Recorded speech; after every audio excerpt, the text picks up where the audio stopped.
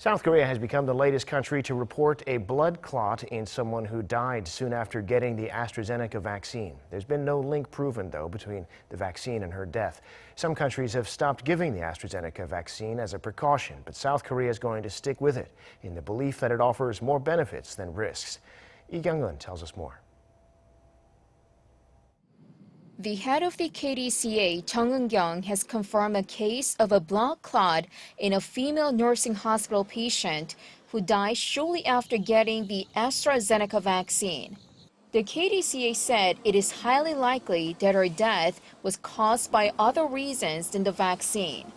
This case makes South Korea the latest country to report a blood clot in someone who had received the vaccine, after similar cases prompted a number of European countries to either fully or partially suspend the rollout of the AstraZeneca vaccine as a precautionary measure.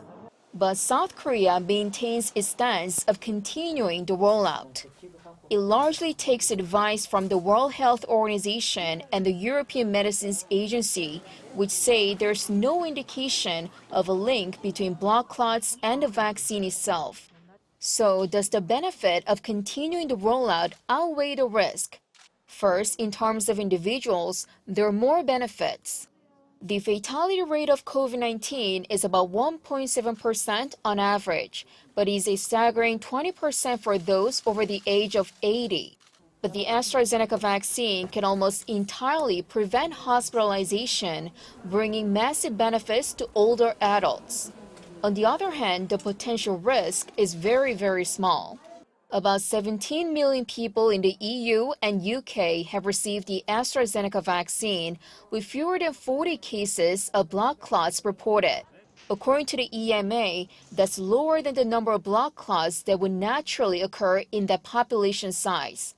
Looking at the bigger picture in the perspective of a country, continuing the rollout would help countries keep their vaccinations on schedule by preventing any delays.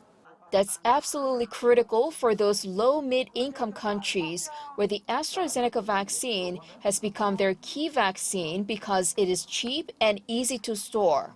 Vaccination speed couldn't be more important given a global resurgence in infections.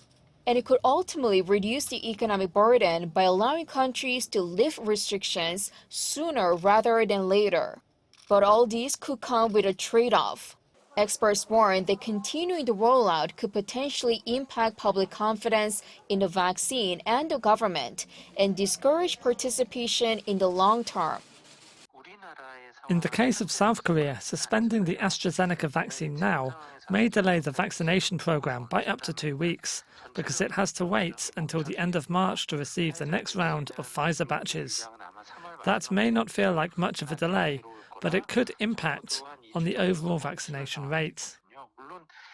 They also say the country could take a two-track approach, carrying out inoculations and investigations simultaneously.